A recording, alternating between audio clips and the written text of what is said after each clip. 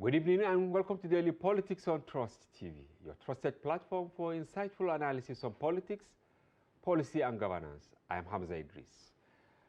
Tonight we examine the justification given by the federal government under President Bola Tinubu to spend 4.91 trillion naira in the next fiscal year in the area of security and defense, apparently responding to criticisms over the open allocation in the face of worsening security situation.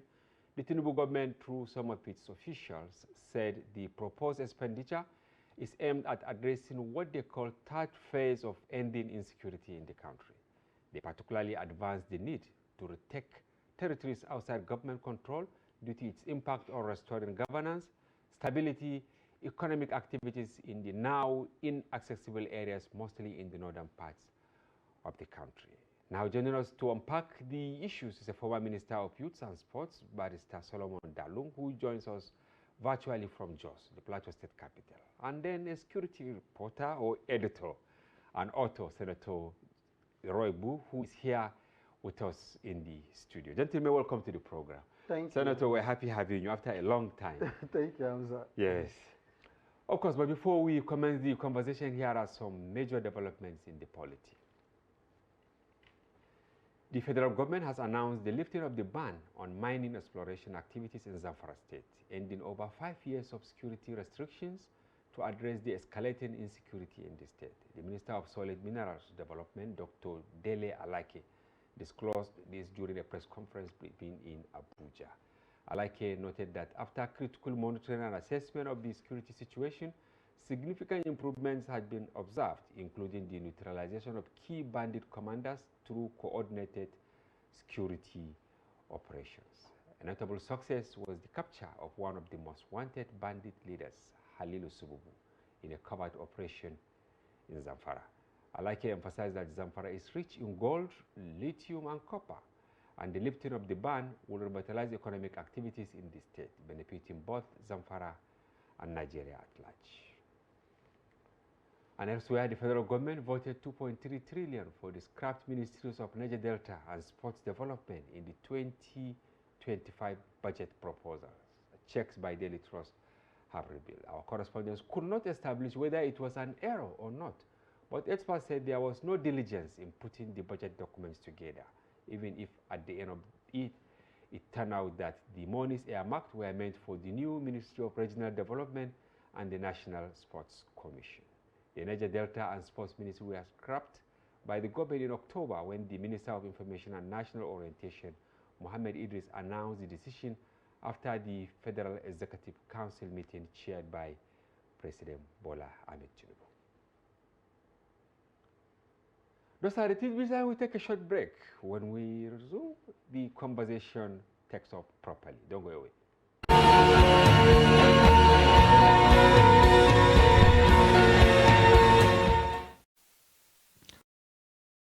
Of course, Senator, you are in the studio, so we'll start with you naturally. And we are starting with our tidbits. I'm tempted to start with the second tidbit. Okay. Over 2 trillion for Ministry of Niger Delta, yes, and then Ministry of Sports in the 2025 budget.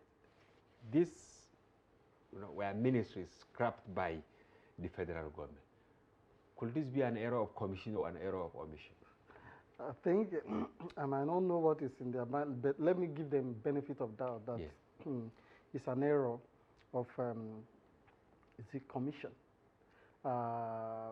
Maybe because some of them may not be used to the new name, or I don't know, because they are the government, they are the one who created these new ministries.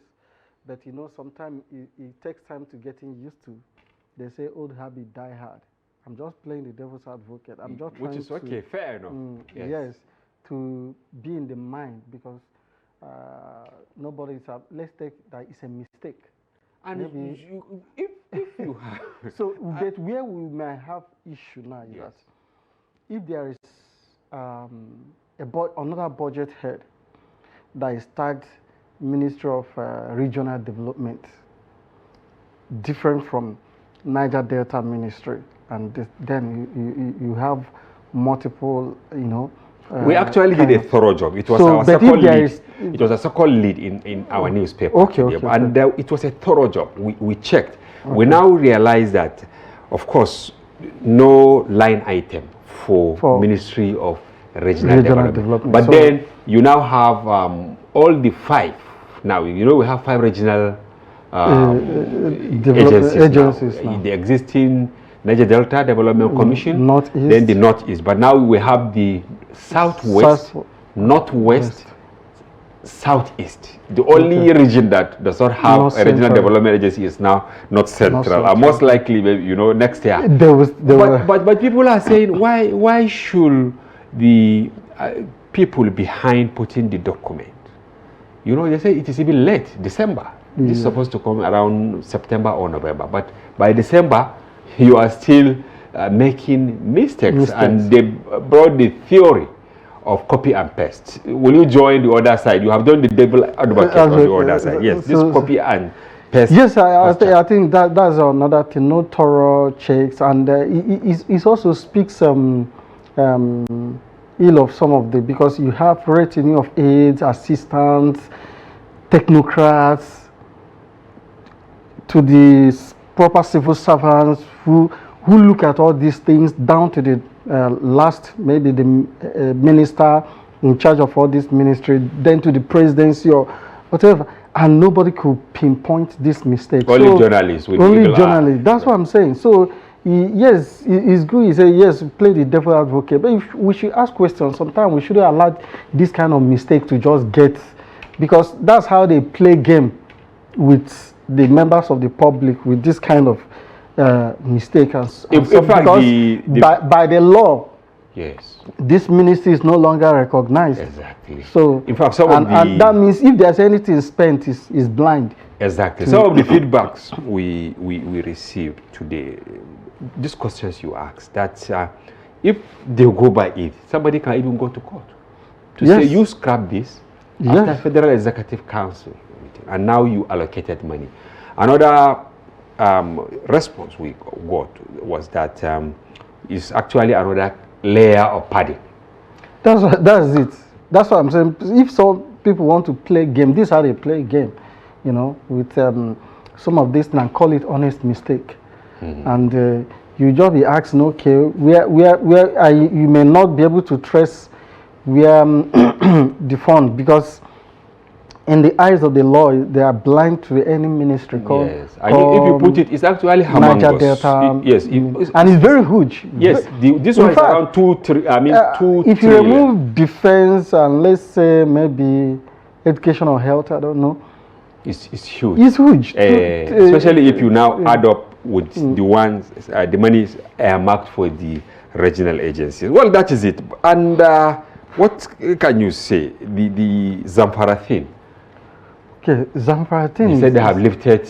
It's quite ban on mining. I use intriguing because I don't know what might have given government confidence to say yes, the situation has improved, or it's a kind of psychological operation by the statement to show a show of confidence, and also tell the non-state actors that look, the government, they are confident of the security situation, and also to give investors confident that they can come and invest. So they say the test of the pudding is in the eating. Yes. So we observe it pays everyone if the East Zamfara is secure, is what citizens are wishing, praying, but we hope that it's not merely wishful thinking. And another thing is, we need the mining activities to be, because a lot clandestine mining is going on across, and the benefits are not coming to the state and the people. Yes. So if government is now saying, okay, we are going to work and ensure that officially there's officially gazetted mining activity, because even during when the insecurity is going on, a lot of mining activities, but not. And but that is the question I wanted to ask you: whether even the illegal mining ever ceased since when they that's the thing. I never ceased because you are a hostile environment reporter. You travel a lot. You go to all these places. In fact, the conflict is good for the illegal mining activities. In fact, most of this conflict you have seen that calling farmer header, all these things, is actually their alibi. Yes, their alibi for real criminality. Yes, if you check all the conflict zones, most of the conflict zones in northwest, north central, you find out there are a lot of illegal mining activities going on in those areas. So some of these conflicts are alibi to cover. If you do detailed investigation about all this, you find out that all those zones is a solid mineral belt. Yes. So, and if you check across the world, these are patterns about conflict. If you hear about blood diamond and all that, what is going on in Democratic Republic of Congo DRC, is still tied to a lot of this. So, and that's why Nigeria should, so even that's why when they are talking about, yes, those things are going on, all those farmer herder conflict, ethnic, right? But when they talk about Zamfara, the dynamics, so-called planning. But if you go deep, even people who are used may not know that they are being used.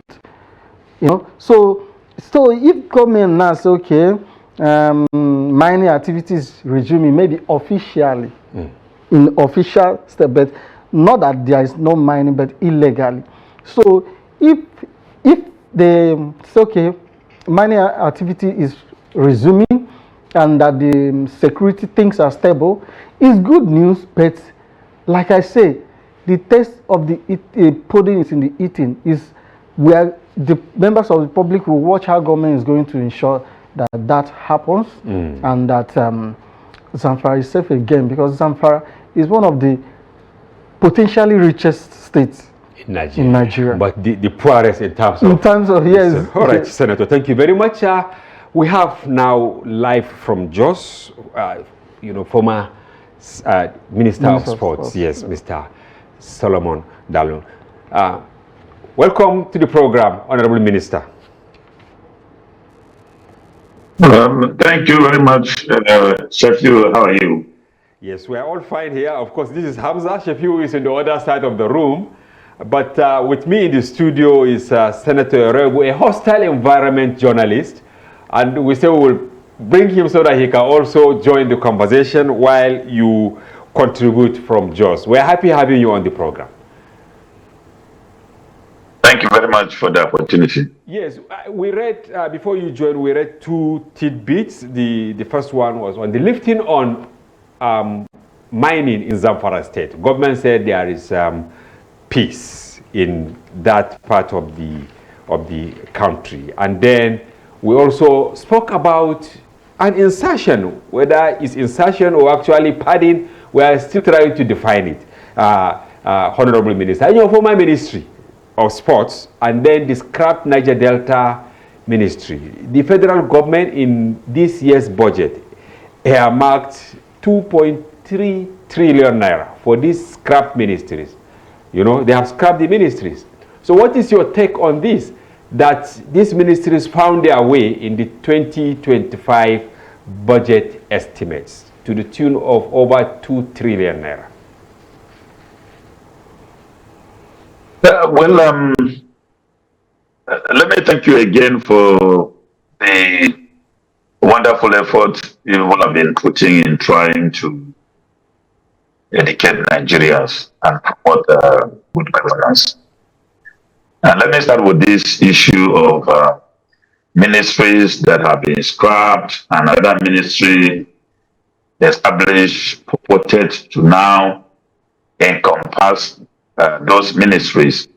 And then you have budgetary appropriation now, reflecting in the names of those ministries that are said to have been scrapped. Well, it's not strange with this government, and I don't think we need to be surprised, because the Federal Executive Council had approved the implementation of Arasenyan's report And Oresonya's report streamlined and March also abolished some of the government agencies. But every day we have the president who is implementing Oresonya's report that is supposed to cut the course of governance, making appointments into those offices every day. In fact, in the last appointment, somebody was appointed into an office that was not vacant. So I think this development is not strange, but all it pointed to is the fact that there is no accountability, and the government is not accountable at all. And it's not well organized, because if the government is well organized, it has made a pronouncement abolishing a ministry. There would have been no way that it can still appropriate in the name of that ministry. And the question is, who are those that made the appropriation?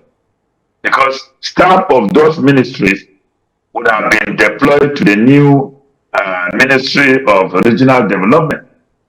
So who made the budgetary estimate and presented it in the budget? I think it's a very ridiculous situation. That's it. All right. Thank you very much. And I will still pose the first question on the subject of discussion today: retaking ungovernable space, examining the FG's justification for 4.9 trillion naira allocation to security and defense. You know, when we started asking questions on why 4.9 trillion naira for the defense ministry, now handlers of government now said they want to retake ungovernable spaces as the final phase of actually recovering the country. Can we trust them, Honorable Former Minister? Well, this is to me, is wishful thinking, and maybe the government is just trying to again mislead Nigerians, just like the National Security Advisor misled this professor from Sokoto when he said he came on a public media space and said, "Oh, we have already taken over Sokoto, Funtua, Sokoto Busoro is safe." And the professor, on the strength of such a pronouncement from the National Security Advisor, took the road, and he was killed by bandits. Of course, budgeting such huge sum of money to take on government spaces by government would have sound appealing. But the point is, and we trust this government with this huge amount of money, taking into consideration their precedents. I mean, we've been asking questions. What has happened to the proceeds of the fuel subsidy withdrawn? The government has not accounted for it. In this year's revenue projection, 38 trillion was projected. But the chairman of the Senate Committee on Revenue, while interfacing with revenue agencies, said the agencies had overshot their estimates to 78 trillion. Now, if what the chairman of the committee, Alero, was saying is exactly the situation, why is the government borrowing every day when it projected 38 trillion and had ended up with 78 trillion? Yet the government is borrowing every day, borrowing from market women, borrowing from international agencies, borrowing from everywhere.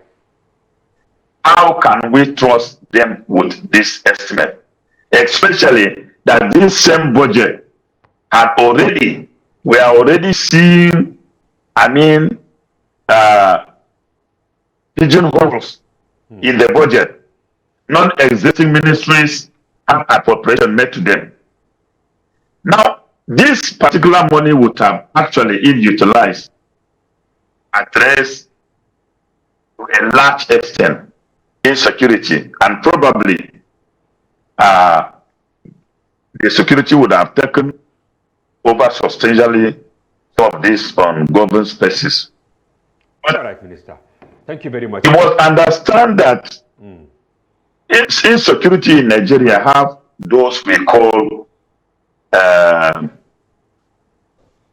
crisis entrepreneurs. These crisis entrepreneurs are spread across the board, both from non-state actors into the security services and even those in government. They are more interested in the budget than the implementation of the budget. So to me, I think this sounds so good, but it's a bad reading. All right, thank you, former Minister of Sports. Yes, Senator, you are here. What is your take? Because I know here in Delhi, we've done quite a number of stories to now tell government there are ungovernable spaces, maybe in Borno, in part of Zamfara, in part of Niger, where they are habited by these non-state actors. But they will call us out. They say there is no territory in Nigeria that is under control of any non-state actors. But now, when people are asking questions, you have budgeted over 4 trillion for the, for the place. What is it for? Since you said you have actually conquered the spaces, you are winning. Now they said is to take back some of these ungovernable spaces. So, what is your take on this? Okay, my take on it is from the positive side, I will say, at least because I've been asking since the coming of the new administration that what is their defense or security policy or direction. So I've been trying to find out their direction security-wise, because it has not been really been defined since the new administration came in. There is no, most of the operation they've been carrying security-wise is just normal, natural routine of security, and then the inherited structures. So there is no defined like maybe a soft approach to counter-terrorism. Some of policies the soft approach, the other side, the non-kinetic approach. So there is no difference. So now, why I'm saying this is maybe good for the members of the public, because we will now put government to task to actually monitor that at the end of the day, at the end of this fiscal year, you say you are going to achieve this. Now, your job as a journalist, as an investigator, is cut out for you to hold them accountable. Our job for members of the public, to hold government accountable, to monitor and actually find out that, okay, this thing you are saying you are going to do, because before they will just budget, and thank God for the works people like Daily Trust and other media platform and journalists are doing. Government has come to own up, because you say if you are budgeting the huge amount of money and you say you've downgraded, you've defeated, you've done, so why are you? And so of course, in the explanatory notes, they said they will do some this, surveillance. Yes. So I'll still come to the actually what they mean by the ungovernable. Reclaim your ungoverned spaces. So, but the first point is that there's a benchmark through which we can hold government accountable. So there's a policy direction, security defense-wise, whereby we can say, okay, from January 2025 to December 31st, from January 1st to December 31st, how many territory have we been able to recover? How govern? Because there's one thing of recovering territory, another thing is the territory. But you have to restore civil authority. Apart from now, I'm coming now down to what did they even mean by the ungoverned spaces. So they're still mentioning some hotly contested areas that non-state actors, like from the story I read, about 3 local government areas in Borno State yes, are still in the northern part of bordering Chad, and this thing is still like Marte. Yes. So it's still not yet. The terrorists are still having some. They are hibernating and having a lot of leverage there, psychologically wise, because people cannot have the confidence of going back there. There are several areas in local government in the northwest area of Nigeria, but generally, administratively speaking, there are a lot of ungoverned spaces in Nigeria. Administratively, where you don't have maybe there's lack of government presence. You don't see the local government chairman. You don't see. In fact, most of the are closed and all that. Most of local government areas are overgrown by weeds.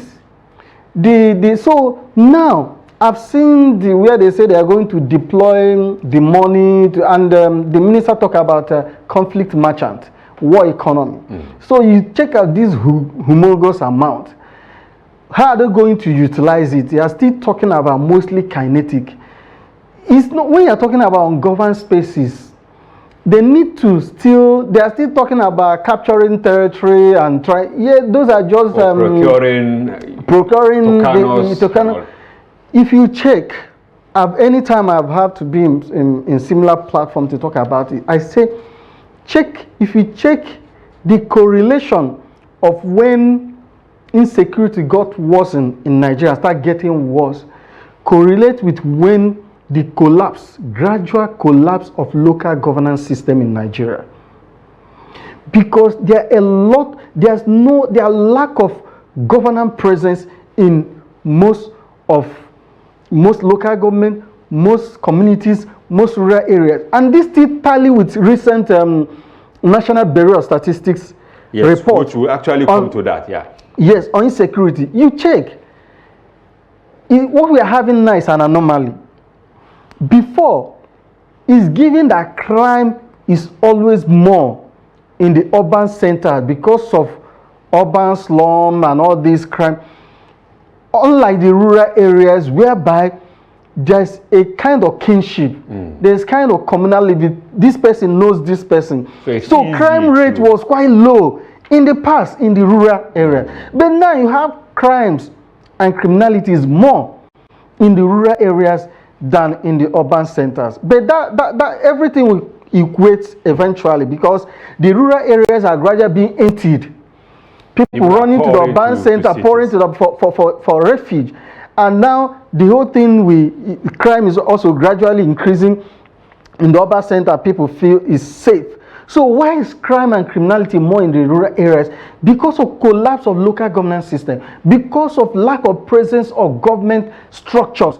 So when they are talking about ungoverned space, they are still talking about kinetic, hotly contested areas. Which will not solve the problem. Yes, which will not solve the problem. All so they are looking at short-term measures. Okay. Minister, back to you now.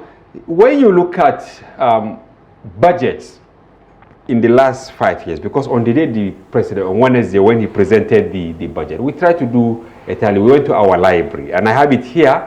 In 2021, 840 billion was budgeted for defense. 2022, 2.41 trillion. 2023, 2.74 trillion. 2024, 3.25 trillion. Almost 5 trillion. Yes, and then now 2025, 4.19 trillion. I was scared because if you put these trillions together, so what is actually, is there any correlation between the monies being budgeted for defense on one side and then the result we are getting? Because the result from NBS, mind-boggling, 614,937 Nigerians killed in 1 year. What is the correlation between these high monies being released as if it is fuel to ignite? So I want to have your take on this. Well, let me share with my brother the issue of this ungoverned space or ungoverned spaces. It's undefined. Even Abuja itself is an ungoverned space because they are still kidnapping people inside Abuja. So we must get the real definition of what is the meaning of ungoverned spaces that the government is budgeting this money for. Are we talking of hideouts, bandits and criminals? Or are we talking about the overall security situation? Because Nigeria is completely an ungoverned space. So I don't know what is that definition. But let me come to the issue you raised. A recent report of the National Bureau of Statistics, I think, have made it easy for us to assert without fear of contradiction that all the monies budgeted for security might not have gone into security actually, because if it did, we couldn't have lost such number of people in a year. And if we are going to now look at the previous years, the statistics may be alarming. And then look at the political economy of criminality itself. Over 2 to 3 trillion from that report. It indicated that ransom were paid to these criminal gangs. Of course, 2.2. Yeah. Yet, you have progression of these statistics, appropriation progressing. And as the appropriation progresses, also criminality continue to progress. And then you have government evolving or developing concepts to explain what the monies are meant for. Honestly, I think I am not convinced about the figures being voted for security in Nigeria. And I am not sure that this same budgetary appropriation will change the situation. Rather, I'm afraid that we may end up with the theory of kinetic, non-kinetic, and ungoverned and ungoverned spaces, and the security situation will deteriorate. So I think the government is too economical with the truth about what they've been doing with security. National security advisor appears to be a spokesperson of the president rather than being an advisor. And he has been too political with the issue of security. Even some of the security chiefs are behaving like they are megaphone of a political system instead of being security chief. So I think with this huge appropriation, they need to concentrate on their job. They need to acquire modern equipment that these ungoverned spaces can be identified. We will not need to begin to deploy troops in these rhetorics of kinetic and non-kinetic. But with technology, these ungoverned spaces can be taken over control and managed effectively, even from the offices of the security agencies. They do not need to come. Those technology, there are other sophisticated technologies. So this should be their target instead of boozling us with the concept of taking in ungoverned space, kinetic, non-kinetic. They will go far beyond this. They should look more serious. All right, Senator. Of course, in the explanatory notes, they mentioned the drones, more aircraft, but you see, many experts, I think you are also one of them, believe that should you keep using aircraft for non-state actors within the confines of your country. Some people believe that maybe we should entirely change the architecture we are using in decimating these non-state actors. Most likely, maybe it's not about fighting, but addressing the root causes of some of these crises we are facing. Yes, I've talked to that. Not that yes, I think when the minister talked about the theory of kinetic and non-kinetic, you cannot escape it, because it's just a nomenclature you are using to define a situation. So, like what you're saying now is that too much dependence on bombs and guns and bullets and bombs doesn't solve everything. Is not, they say for carpenter, every problem is like a nail and hammer. You just use hammer. So that's why for those who believe everything, I've said it before, there are some situations, in fact, sending aircraft, boots on ground and all this, yes, it's very important, but if the root causes are not really addressed, you may end up having the whole country militarized, yes. And you find out that, okay, check, you also in the sector, in the system, all the operations that have been going on for a long time, over 10 years, none of them have been completely concluded, settled. Yeah, for instance, the Boko Haram. Yes, why new operations are coming on, even the Niger Delta one is still there, it has not completely gone. What we are still having is latent situation. So, and new one keep on, and people say, send soldiers here, send soldiers, and our military are almost all in the 36 states of the Federation. So you are having a very highly militarized society, and it doesn't connect peace, sustainable peace, what they call positive peace. So, yes, if you have yes, military or police or security agents help to quell, and because of their presence, what you are having is negative peace. Yes, there's peace, but it's the peace of the grave where you force people to stay. Once you leave, the forces will go back because you've not addressed the fundamental issues. So I say that there are some issues that political will, engagement, dialogue could solve 90%. So then development issues, infrastructure, people seeing impact of governance, youth employment, because what you're having is large unemployed youth, out of school children, disillusioned people, angry with government, angry with system, being available to be recruited by clandestine actors.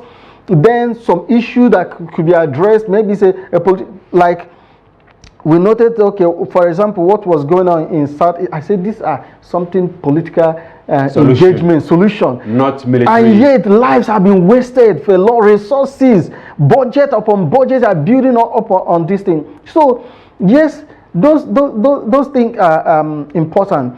Equally, the other aspect, the aircraft and all this, they are also important. But very fundamental issue is what we call transparency and accountability in defense and security budget management, tracking, because most of these are not tracked. It's opaque, and I will tell you, most times this almost 5 trillion that was budgeted, it will shock you that maybe it's actually maybe 2 trillion that is eventually released. If it will be up to. Then out of that 2 trillion that is released, maybe it's 1 trillion that is actually used for the purpose.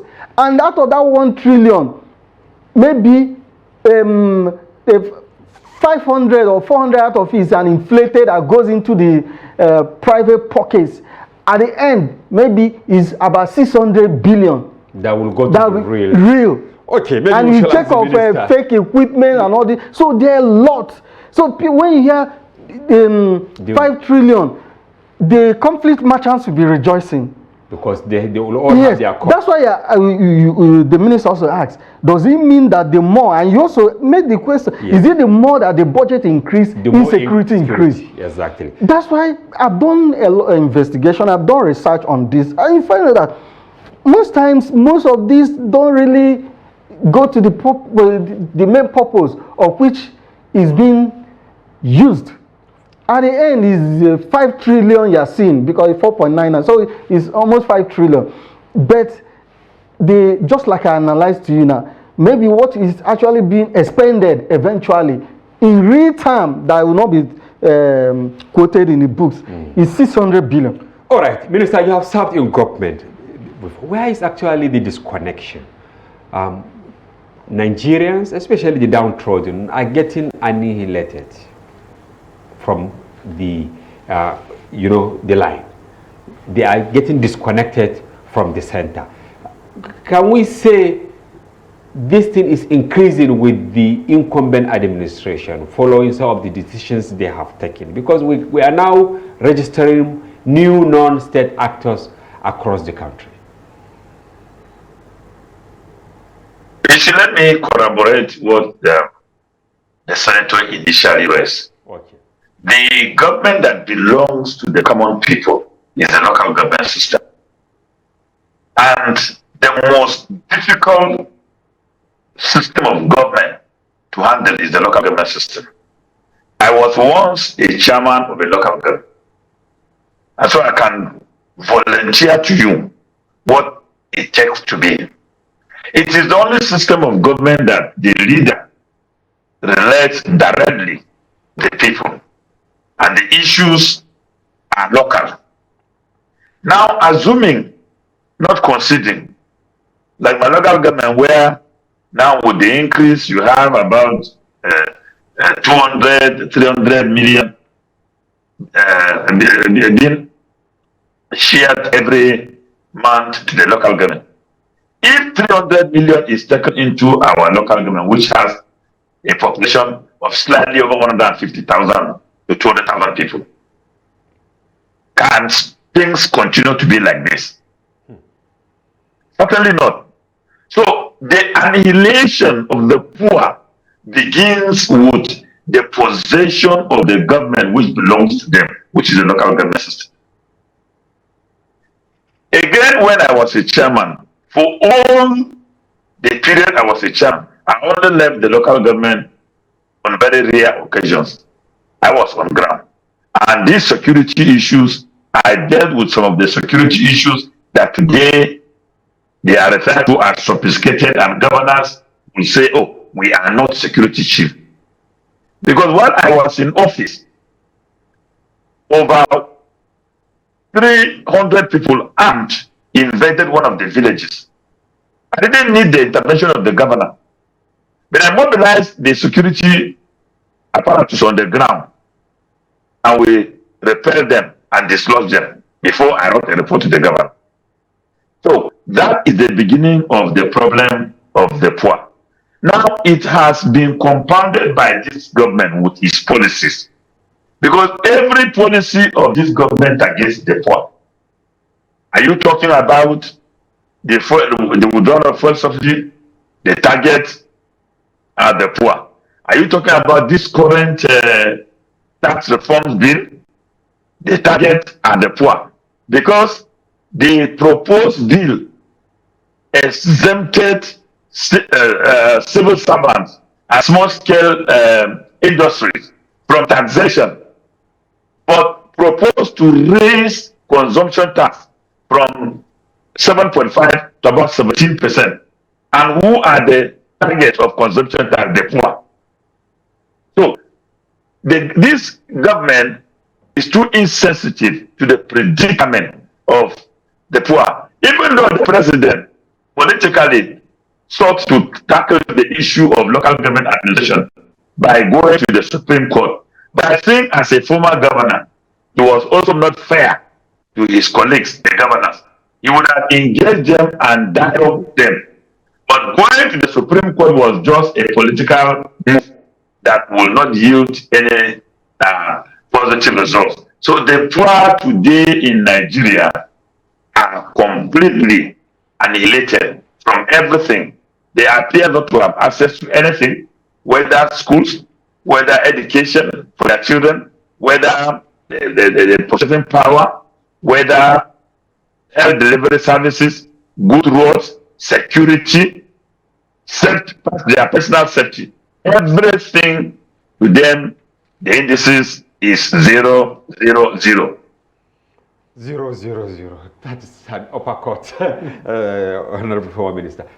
Senator, now what do you think the National Assembly, of course we are trying to round up, what should they do to actually put round peg in round hole with this budget? Because you can see a lot of misalignment in the composition of what the government wants to do.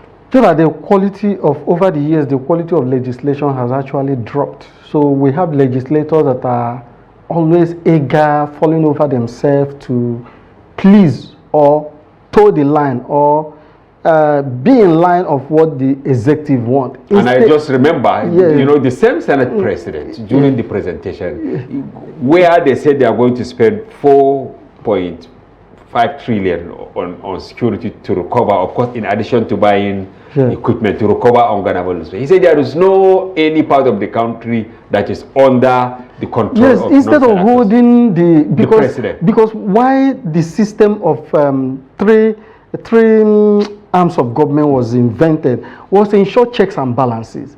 It doesn't mean you are the enemy of the executive or the president, but because you are at the behest of the people, you are handling public fund, you are responsible to give account, you are accountable to them. So you have to check, and their oversight function over the years have. So what they are mostly interested is how does it maybe if their interest, once their interest is taken care of, executive, you can do whatever. Do you still need more? If they say yes, they say okay, add more. They don't check if there are loopholes, if there are mistakes, or even during the implementation phase. They're supposed to do the oversight. That's where the oversight. And to add to what you said, without prejudice, you know, during our Sunday politics program yesterday, we wanted them to come because there was this allegation of 1 billion to each member of the House of Reps, and that was why they gave the president a standing ovation. They sang national anthem. It's like there's a marriage between the executive and legislature, whereby most of the money that the legislator asks for themselves, executive willingly give them, so that they don't win for them. And then the loser is the Nigerians, the members of the public. All right, but they should do their job. They should, you know, hold the executive accountable, do their oversight function. They are the chief financial officer. Before money is approved, the fund it passes through them. No money that is appropriated without the legislative approval. If not, it will be illegal. Even though there are other loopholes through which. All right, former minister, we have less than 3 minutes to go, but in the next 13 or so minutes, the president will host his first media chat with journalists from Lagos. What should Nigerians expect? Should we expect maybe reversal of fuel subsidy? Maybe one of the journalists will ask him, what are your expectations? Should Nigerians expect something from the president, from his media chat, the first since he assumed office, coming up tonight? Nigerians should just begin to mourn even before the media chat, because the president is going to unleash more trauma and pains on Nigerians with that media chat. I mean, my colleague has also discussed what has happened in the National Assembly. There is no any budget to be defended or discussed. The National Assembly has passed the budget after the president presented it. And the president also announced there that there is no more election again in 2020, but they have been re-elected. So, I mean, what do we expect? Do we expect anything different? A budget presentation is a very solemn process. During the military and other past civilian government, Nigerians put their hopes on budget. Everything in the market is tied to the budget has not been presented. So the budget have the same tradition now. So I think this first media chat, I'm not expecting anything positive. You have just reminded me, just like a madman get reminded with a stick in his hand, because I am already getting emotional that more pains are going to come. All right, thank you. In 10 seconds, what are your expectations from the media chat? Okay, the media chat, like again, is the right step, because for a long time there was no president, which was a kind of traditional. So I expect to re-question some of the issues, the first subsidy issues, the insecurity, you know, in different parts of the country, how they are going to revive the economy, the inflation, how is he going to address it? The food insecurity, how is he going to address it? Most of us are actually tired. And maybe we should tax the journalists that are privileged to be there, to ask the right questions. So that Nigerians will actually... So it will not just be like a formality, a jamboree. All right. Senator Iroegbu, security journalist and an author. Thank you for coming to the program and for your informed perspective. And Barrister Solomon Dalung, former Minister of Sports, thank you very much for joining us live from Jos and for your informed perspective. We hope the president will prove you wrong. Maybe he will say something that will please you, and maybe he will please the whole of Nigeria. We thank you for joining the program. I will hope to have you again some other time. Just waiting for you to call me back to say that you're a prophet. That's what I'm expecting. All right, thank you. Well, viewers, that's a wrap on today's package. We hope you found the conversation engaging and informative. And be sure to join Daily Politics, airing every weekday, and our special package on Friday, during which we open the telephone line for you to comment on national issues. Thank you for being with us today. Bye-bye for now. See you tomorrow for another interesting program.